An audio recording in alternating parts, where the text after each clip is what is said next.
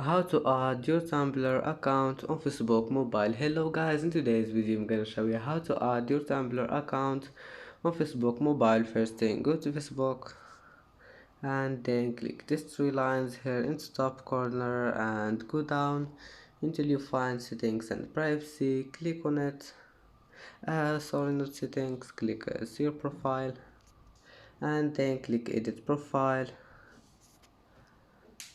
and go down until you find links and click add, and here just click add social link and then platform and select Tumblr and add your username